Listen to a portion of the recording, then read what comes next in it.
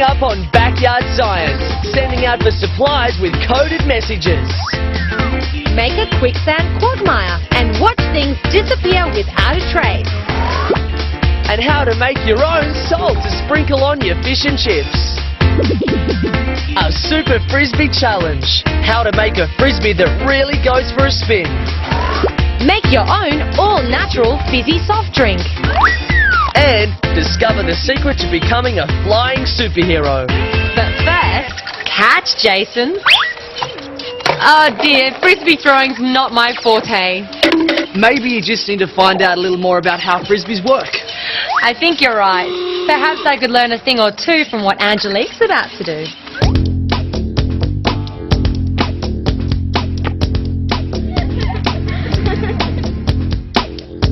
We always play the same old game. I think it's time for a change. I'm going to make a frisbee. The trouble is, I'm not really sure what makes a frisbee work well. So here goes. Paper plates have the right shape, and they sort of fly. I'll stick two of these together to make a wing shape. Sticky tape around the edges, and there we are. Time for a test flight. Hey! Yes, it's airborne. Give it a flick. Not bad, but it seems to wobble about a bit. I think I need to improve the design.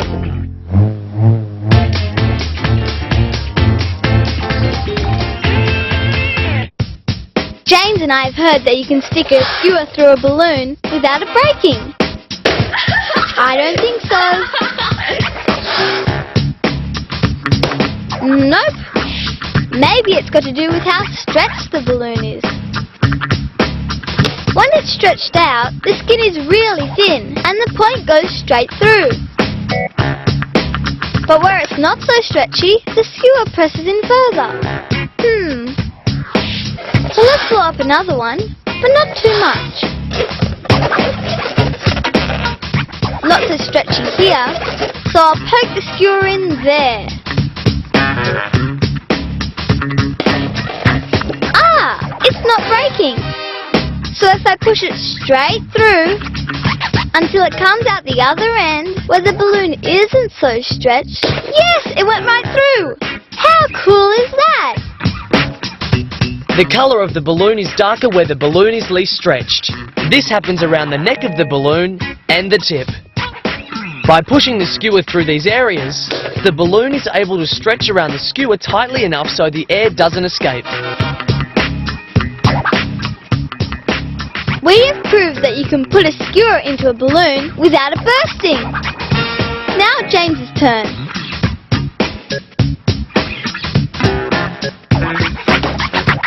Careful. Not careful enough, obviously.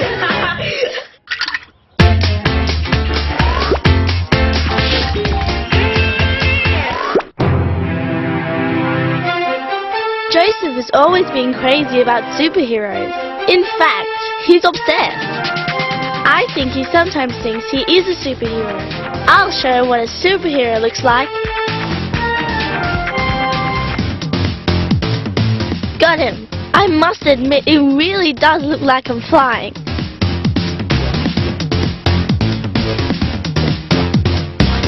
But it's the oldest trick in the book.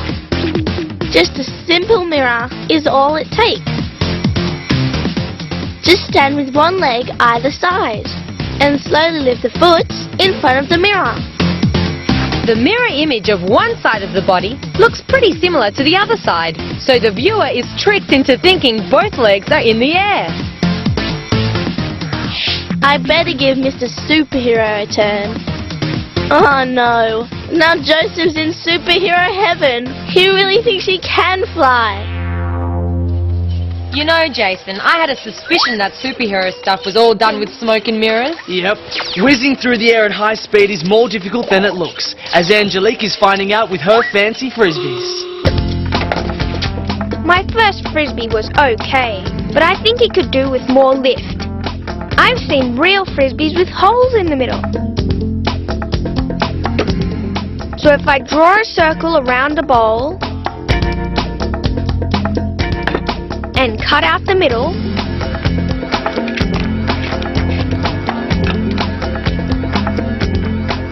Same with the other. Join them together and reinforce them with more tape. This looks far more like a frisbee, so I hope it's going to fly. We have takeoff. Catch! Well, it's a bit better. It gets a bit of height, but it doesn't seem to fly very flat and smooth. I'm sure I can make a better one. Don't give up, Angelique. Scientists are still using frisbee shapes to build that ultimate aircraft, the flying saucer. The circular wing shape is supposed to make for super smooth flight.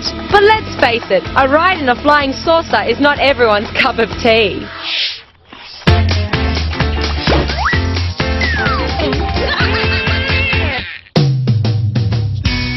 I've got some pretty interesting creatures in my backyard. Some huge elephants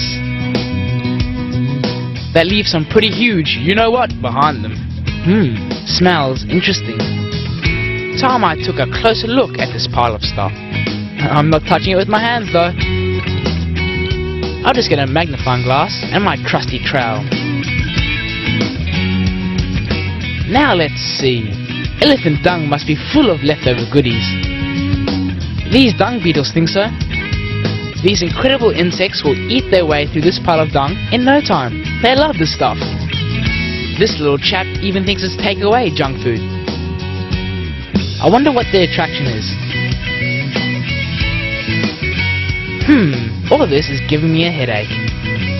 That reminds me. Some African people use smoke from elephant dung as a traditional cure for headache.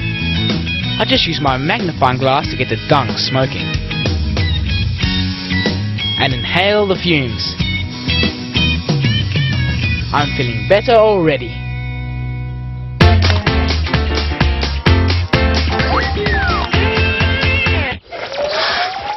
Poor old Blake.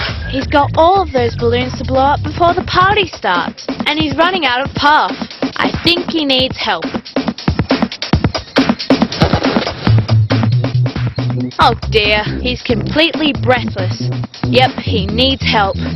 That method is so old school. We're gonna need an empty soft drink bottle, something to wipe up the mess, a funnel, a spoon, a bottle of vinegar, and some baking soda. Now I'll just half fill my soft drink bottle with vinegar. And with my funnel, tip a tablespoon of baking soda into a balloon.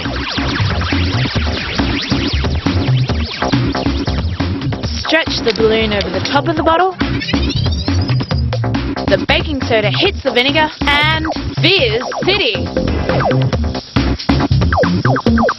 The soda and vinegar react to form a gas called carbon dioxide. It's the same gas that's in soft drinks. But here, the gas bubbles up under pressure. And here's his balloon, all pumped up and ready to go. So Blake can save his breath and I can get ready for the party. Hope that party isn't going to be a fizzer. Well, it sure won't be if they use our baking soda and make some fantastic fizzy drinks, like Margot's about to do. What is there to drink? Ah, the last one. Hey! I was too slow. Ah, she can have it. I'll make my own soda. What flavour do I want? Orange or lemon? Orange, I think. And a jug of iced water?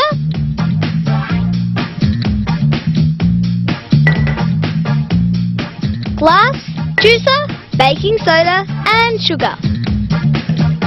In goes the flavour. All natural, of course. None of the artificial stuff for me.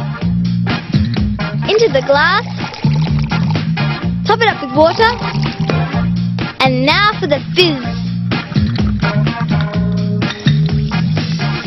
All that bubbling is the result of a chemical reaction between the acidic orange juice and the baking soda, which is a base.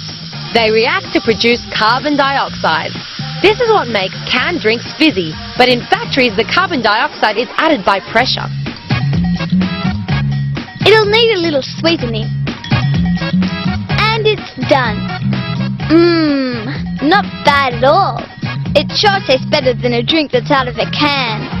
Whoa, that fizzy drink looks fantastic. It's amazing what can be done with simple ingredients and a bit of backyard know-how. And backyard know-how is exactly what Angelique's applying to the new design of her super duper frisbee. 2 frisbees made so far today. The solid paper plate one was pretty basic, but flew fairly well. I modified it with a hole in the middle. I got the lift I expected, but it didn't seem to fly smoothly over long distances. But now I've got an idea for a frisbee that should fly really well. I need 2 milk cartons, cut down the middle, on 2 sides next to each other. Then cut away 1/4 of the carton, leaving this bit for a tab. Then trim off the ends, and you're left with a shape like this. Then do the same for the other carton. Fold the carton back together, then cut strips about the width of your thumb up to the fold, along the entire length of the carton. Do the same with the other one. Fold it into a triangle, staple the bottom together, then join up the 2 cartons with the tab sticking inside. Staple it so it holds together. And join the circles up, stapling the tabs. And there you have a milk carton frisbee. Cool! Let's see how this one works. Hey! Launch time! Catch it! Give it some spin. Yes! It works brilliantly! It's got the height, distance, and it doesn't wobble. When you throw a frisbee like this one, the shape is like a spinning wing. The spinning gives it stability, stopping the wobbling. And the wing shape gives it lift as it flies through the air. Wow! The faster we throw it, the more spin our frisbee gets, and the further it flies. Whoops! Maybe there's more work to do on accuracy.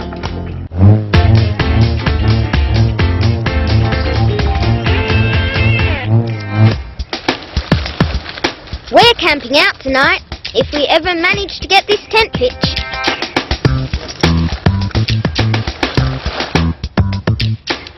Perfect, we're done. Now what about a way to communicate with the inside world when it's time for our midnight snack? Yay! A torch, not bad. But I think we can go one better.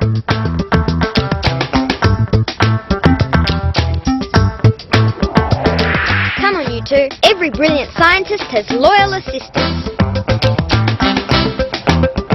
Stand by for room service. We're making the next best thing to a phone.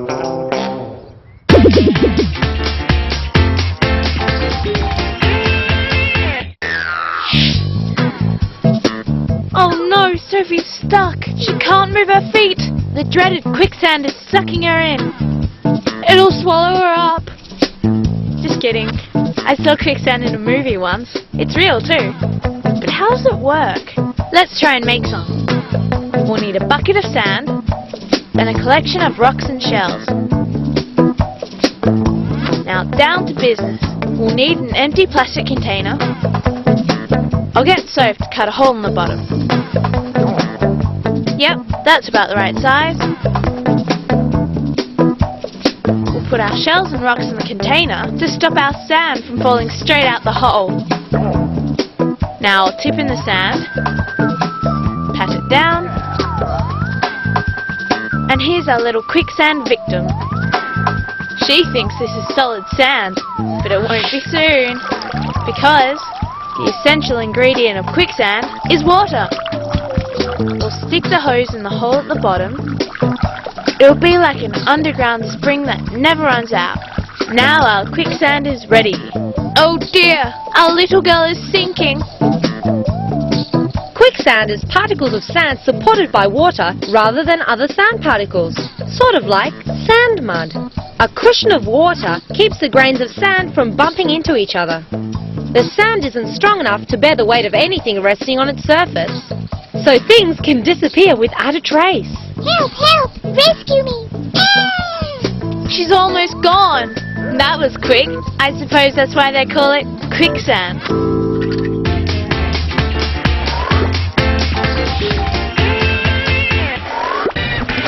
Now where did I put that magazine? Oh, what's this? Slides? I wonder what they look like. I don't think we have a slide projector, but I know another way of finding out. There's a torch in here somewhere. Yep. Magnifying glass, elastic band, tracing paper. Okay, tear off enough to cover the torch. On it goes. Hold it with the elastic band. Now, what's on this slide? Use the magnifying glass to sharpen up the picture. That works. Now I need to find a dark room. This will do. Off with the light. Showtime. Now who is this? Focus it with the magnifying glass.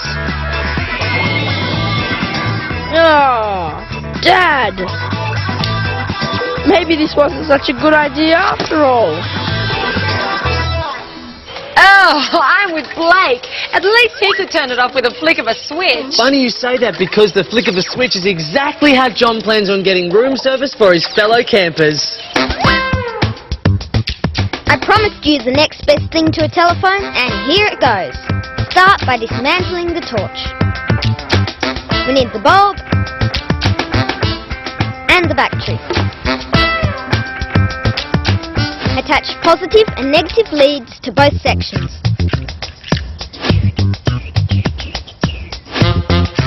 And with a continuous current running between the battery and the bulb, we can activate the light. Easy! Now for the tricky part, making a switch. Bend a paperclip into an S shape and fasten the drawing pins. Connect the wires, and there you go. I've made a Morse code switchboard. Pretty high-tech, hey? Not so high-tech, actually. Morse code was developed more than 150 years ago. These funny markings make up the code alphabet, a series of dots and dashes, which are sent in short and long electrical pulses along a wire. Now we're ready to order room service.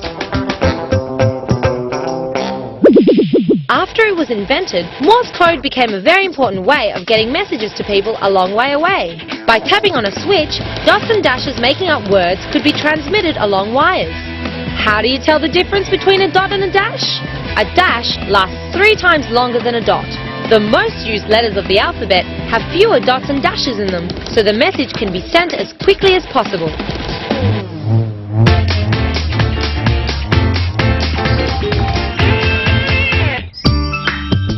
Angelique and I have made a really cool terrarium for our plants. But what's the use? It's so foggy inside, we can hardly see our plants. I wonder why. They say leaves give off water, but surely not that much. Maybe Angelique and I should find out. We'll get 2 different sized leaves from the same tree. So we'll need 2 jars and tip exactly the same amount of water into each jar. Markings on the side of the jar, that'll show us how much the water level changes. Now we put our leaves in, so their stems stick into the water. Now how to get the water to evaporate only from the leaves, not from the water in the jar? I know. Oil floats on water. Pour it on top of the water, that'll trap it in. Any water loss is through the leaves. Now we wait. Oh, look! Just as we thought, the bigger leaf has given off the most water. Plants evaporate water through openings in their leaves. It's called transpiration. Plants transpire about 99% of the water they absorb through their roots. The greater a plant's leaf area, the more water it loses. Now we know what to do with our terrarium. If we don't want it to look all foggy inside, we should only put small leaf plants in it.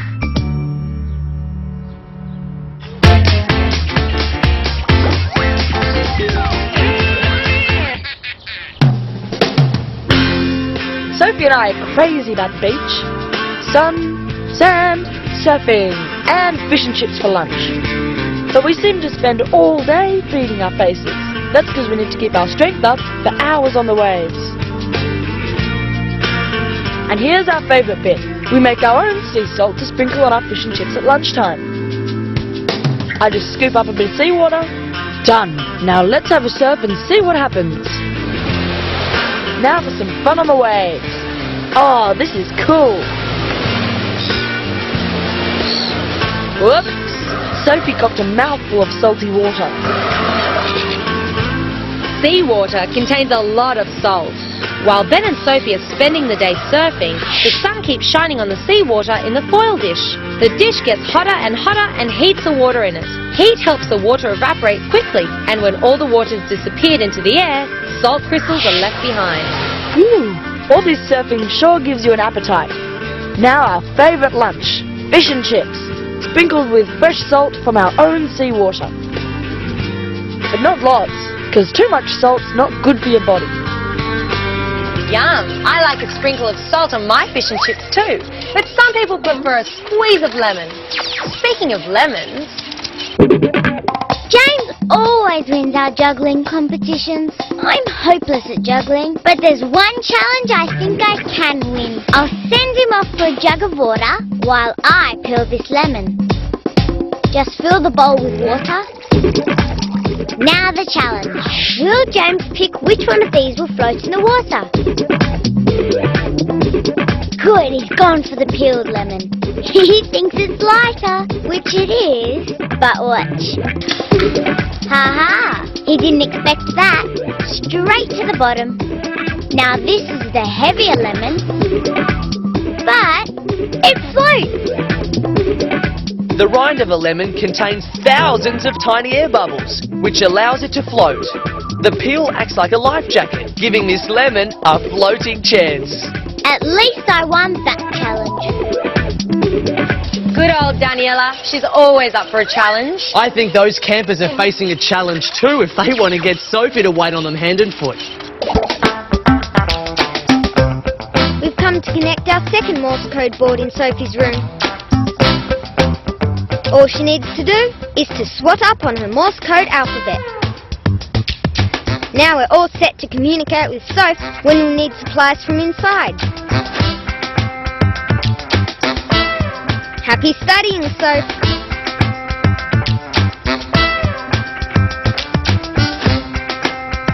Right, let's see if we have the technology. And bring some chocolate.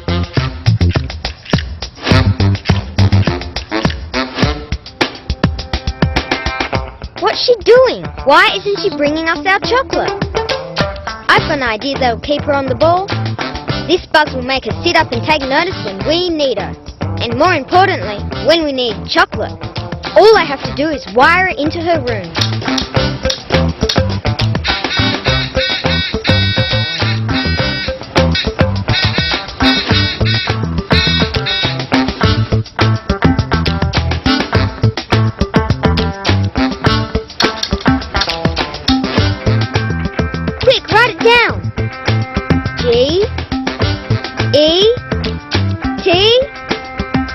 What did she say?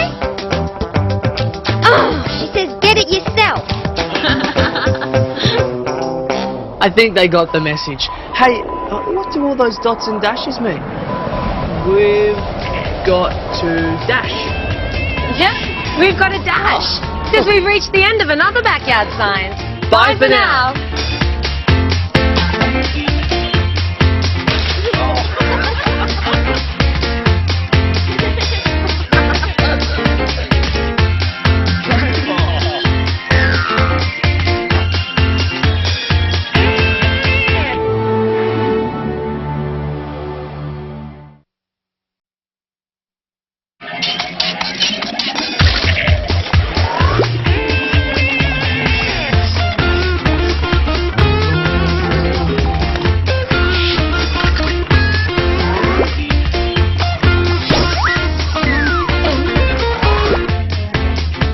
Coming up on Backyard Science, making tracks make sense. shedding some light on a bubble's true colours. And we head into the dark with our feline friends. Groovy! Old beads get a whole new look. Make your own mini greenhouse. And bizarre things that happen when bananas go bad. But first, have you ever rummaged around the cupboard and found some of your parents' old stuff? Like dumb hats and daggy clothes that are really out of date? Yes, but sometimes, just sometimes, you can turn that tragic junk into something really cool. Tyler and I have decided it's time Mum and Dad's old hippie stuff was put to better use. Groovy, man. Hey, we could make something really cool with these beads. Come with me. Okay, we're gonna make a kaleidoscope. We need 3 small mirrors, all the same size. We also need scissors, tape, a pencil, black card, some tracing paper and a torch. Oh no! This could take a while. 1, 2, 3, 4.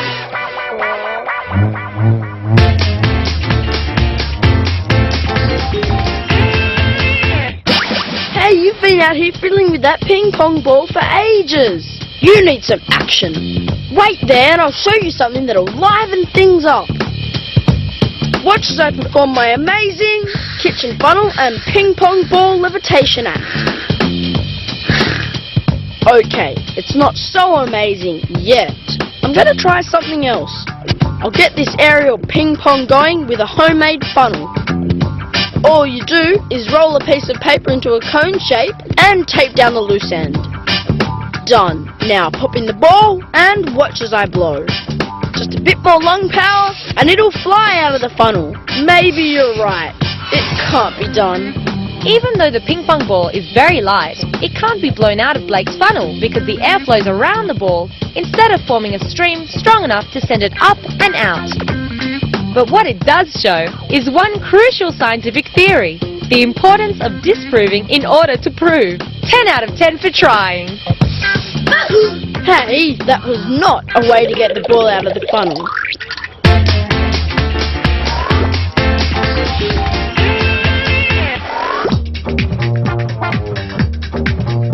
Bananas are the yummiest snacks.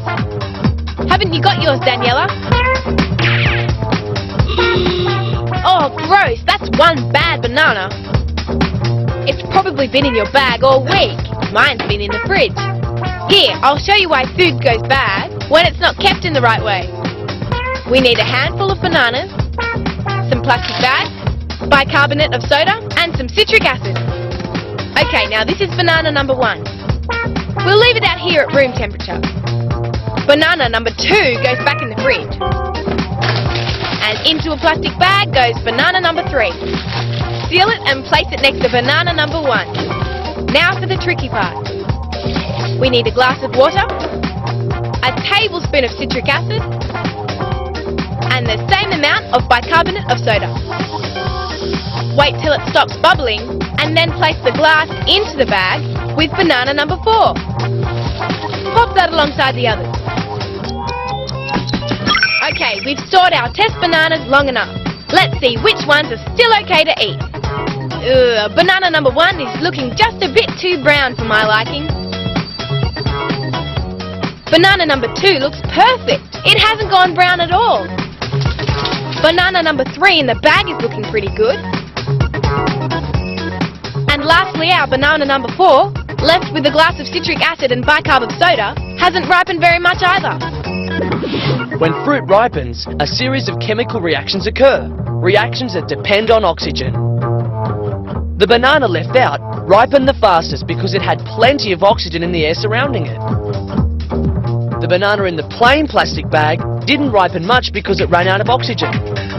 The fizzy reaction between the citric acid and bicarb created carbon dioxide. This filled the bag, making the banana ripen very slowly. And a cool environment slows down chemical reactions, so the banana in the fridge ripened least of all. I still reckon it's easy to keep them in the fridge, but it is better than the bottom of your school bag. I wonder if I could ever think of something that smart. I wouldn't count on it, Jason. And speaking of counting, I wonder how our beat counters are going. 357, 358, 359. Okay, that's all of them. Now, watch me. We're ready to make our kaleidoscope. First, we'll tape the 3 mirrors together so they make a triangle shape.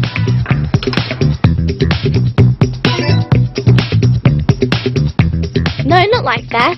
All the mirror sides should face inwards.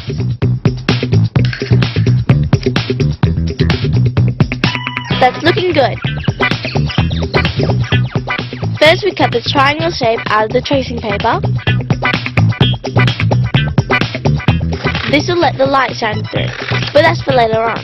For now, we have to tape it to one end of our 3 mirrors. Next, cut out the black cardboard and tape each side down.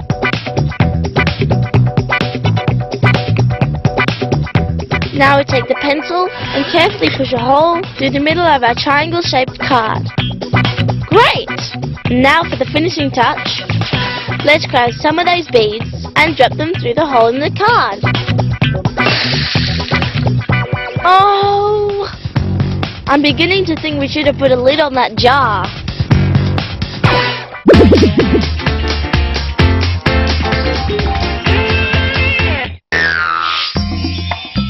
Just wait till you see my garden, Ty. I've planted heaps of great veggies and flowers. Oh no!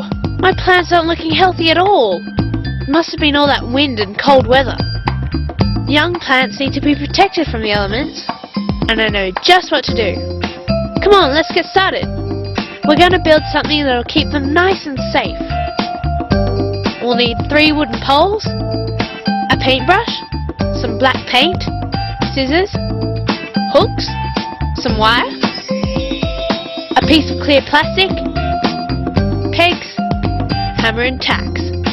Okay, we've got everything. Oh, hang on, we forgot this. First, we need to paint the poles black. Our aim is to keep the plants warm, so the black colour will help attract heat. Oh, this is like watching paint dry. Hey, we are watching paint dry. Okay, now it's time to put it together. Start by screwing 1 hook to the top of each of the wooden poles. Thread the wire through the hooks and twist it together. Open the frame up and place it carefully around the plants. Now for the most important part. Fit the plastic over the frame. Take some soil and place it around the base. Now hammer the plastic down with the tacks. There, that's not going anywhere. Hey, it's a plant teepee. And now finally cut one side of the plastic so our teepee has a door. Okay, now for a housewarming gift. Young plants need more than just water to grow. Protection from the elements and warmth are very important. A structure used to keep plants sheltered is called a greenhouse. The plastic walls of the greenhouse trap the sun's heat, creating the perfect cozy weather conditions needed for growing healthy plants. Okay, let's close the door and lock it with pegs. Now grow big and strong, little guys. Now that's what I call a bit of backyard brilliance. Well, let's not hang about, Dana, because there's plenty more brilliant stuff to come. Like this. I've got a new trick I want to show the gang. They may roll their eyes now, but I know they'll love it. First I draw a rectangle onto this cardboard and cut it out. Next, fold it 3/4 of the way over, using the ruler to make the crease straight. Curl the long end around a thick pen so the card forms a curve.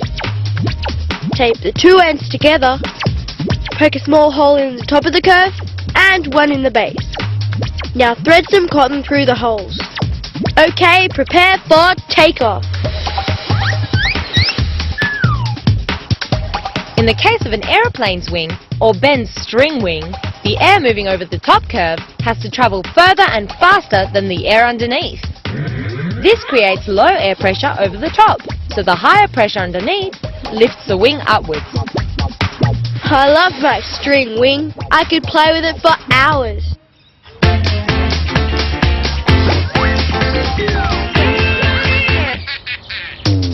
I don't know about you, but I've really worked up a thirst. Mom must have known. Look how much juice she's left out for us. But, how are we meant to pour it? Wait there, I'm gonna get something that'll have us drinking in no time. Okay, here it is, a straw with attitude. First, I place one end of the plastic tube into the juice and suck until it just reaches my lips.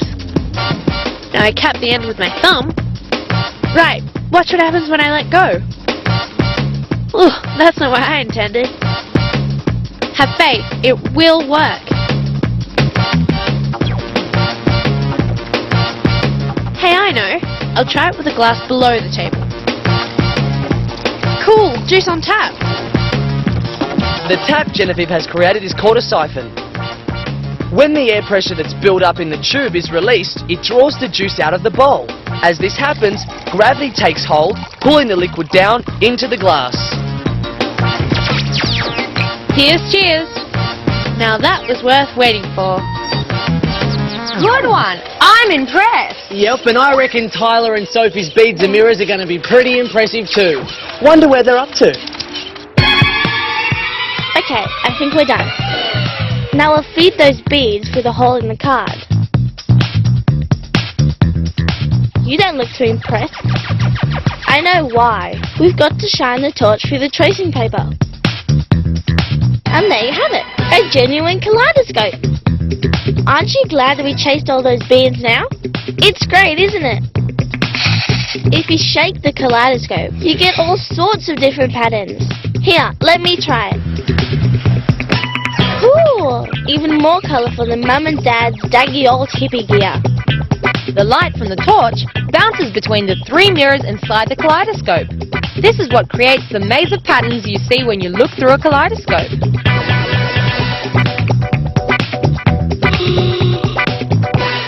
Groovy, man.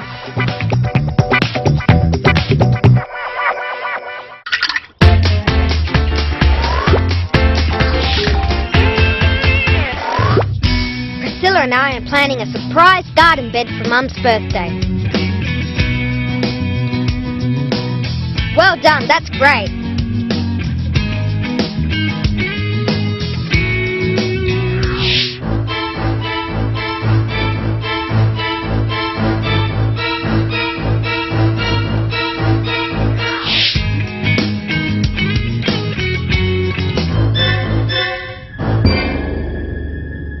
Oh no, my plants! It must have been the dogs. Time for a confession. One of you is seriously in the doghouse. Since no one is speaking up, we're going to have to find another way to solve this dirty little crime. Their mouths may not be able to talk, but their feet can. I've got it. Before we can play Sherlock Holmes, we have to set a trap. For this we need moist, smooth ground, so a good print will be left behind. We're going to solve this case by matching the prints to the offending paws.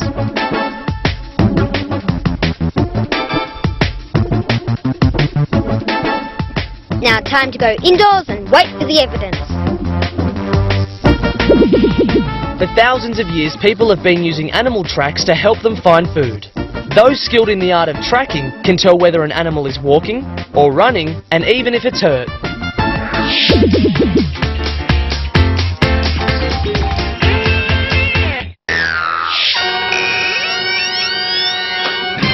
Here, puss, puss, puss, puss. Where are you? It's time for dinner. Oh no, the power's gone.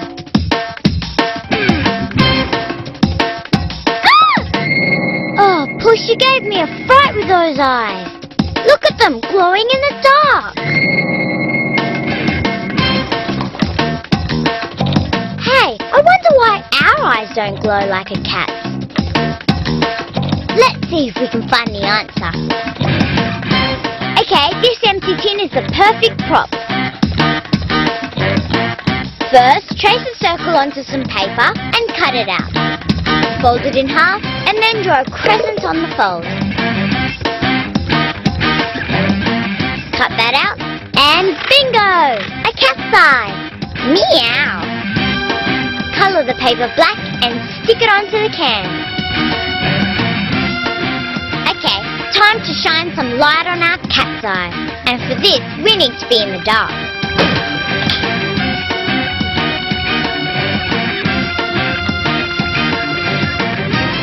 Well done! Our cat's eye is perfect. Cat's eyes may look like they glow in the dark, but they don't really. The glow is caused by the reflection of external light. The back of a cat's eye has mirror-like cells that reflect light, just like the light reflected off the back of the empty can. Looks like the torch is going flat, which means for now, our cat's eye is all out of lives. Hey, that's my kind of pet. You don't have to walk it, feed it, or clean up after it.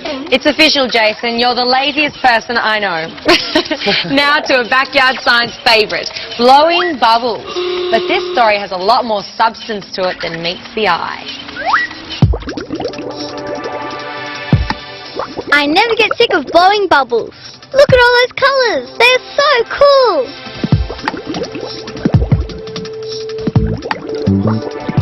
Hey, if the bubble mixture is clear, then why do the bubbles come out coloured?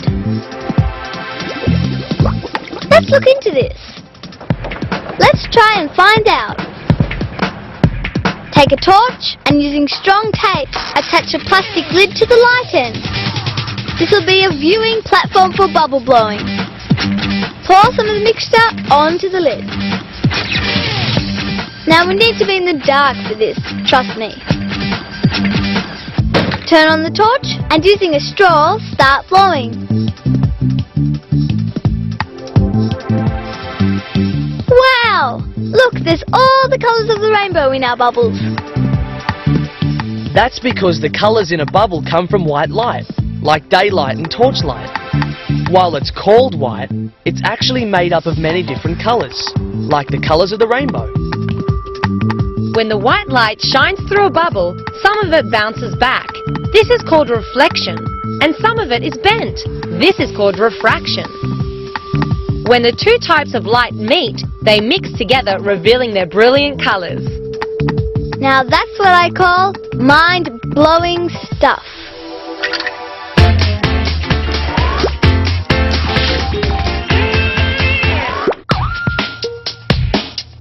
I've heard something really disgusting. To make bread rise, you need to put in tiny little cells of fungus called yeast. But I'm not exactly sure how it works. Hey, why don't we find out? For this, we need to go shopping. Okay, we need salt, sugar, corn flour, yeast, and milk.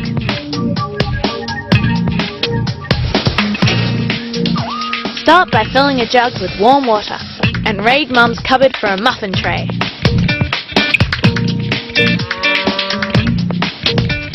Now add yeast to the water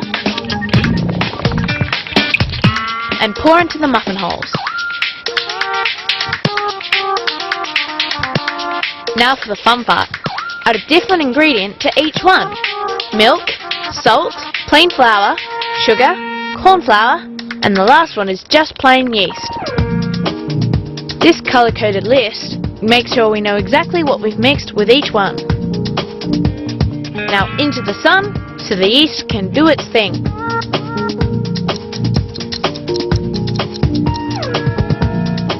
Okay, let's see what we've got. Look at the difference in the bubbles. Some didn't bubble at all, like the milk. Look at the sugar. It's the big winner in the bubble stakes.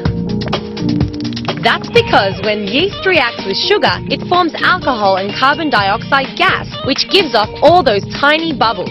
It's these bubbles that push up the dough, and that's what makes bread rise when it's baked. That was fun. Shame we didn't end up with something worth eating. Yep, I think an old sock would be more appetizing. Actually, I wouldn't fancy either. Now it's time to get back to Priscilla and John's doggy dilemma. One of our dogs has been digging up the garden, so we're trying to find out which one has dirt on his paws. Looks like someone has taken the bait. These are going to lead us straight to the canine culprit. But first we need to set our evidence in stone. Well, plaster actually. To match the track to the right dog, we need to make a cast using plaster of Paris.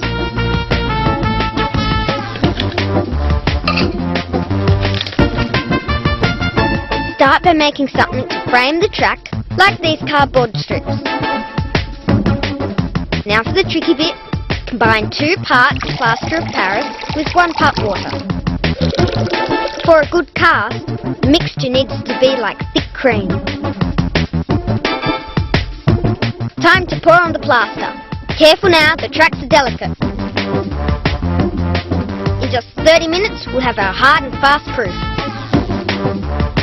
Oh, and we should keep our prime suspects under close guard for now. Dogs, like people, make excellent detectives. A dog's nose is a very sensitive organ. They can be trained to sniff out anything, from banned products to illegal wildlife being smuggled into the country. And that makes them very good doggies indeed.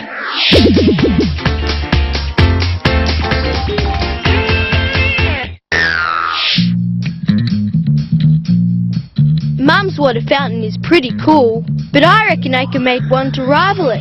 Well, I'm gonna try anyway. Right, I need 2 different food colorings, straws, a baking dish, water of course, and a large jar with 2 holes in the lid. Push the straws through the holes, one sticking up and the other down. Now seal with plasticine. Fill the jar and color it. That's pretty. Fill up another container and color that too. Now for the big test. Carefully tip the straw jar upside down with 1 straw in and 1 out. Sensational! I did it! This works because as gravity empties the red water, the air pressure inside the jar is reduced. This means the air pressure on the blue water is greater. The difference in pressure pushes down on the blue water, forcing it to spray out of the straw. Right, I think my fountain is fit to take pride of place in the garden now. Now from Ben's backyard to John's version of Scotland Yard. Where we're told they're getting very close to closing their canine case. Time's up. Our paw print plaster cast has set. Now we're ready to ID our pooch.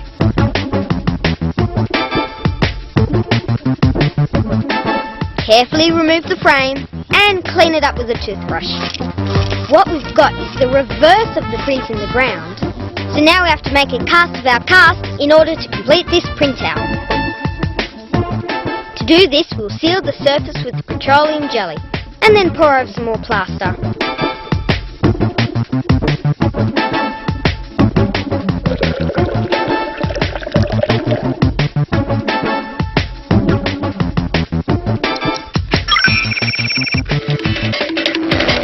The cast taken from the paw print is called a negative image or an impression. All impressions have a positive or opposite image. This is called a depression. Time for the doggy lineup. In minutes we'll have our canine culprit. A close match, but this paw is just a fraction too big. Aha! Guilty! Sorry, Butch, you'll be confined to close quarters until we can cordon off the garden.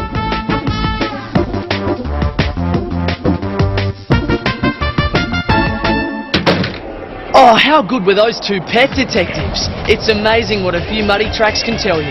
Yeah, it's pretty clever stuff. Now it's time for us to make tracks. See you soon.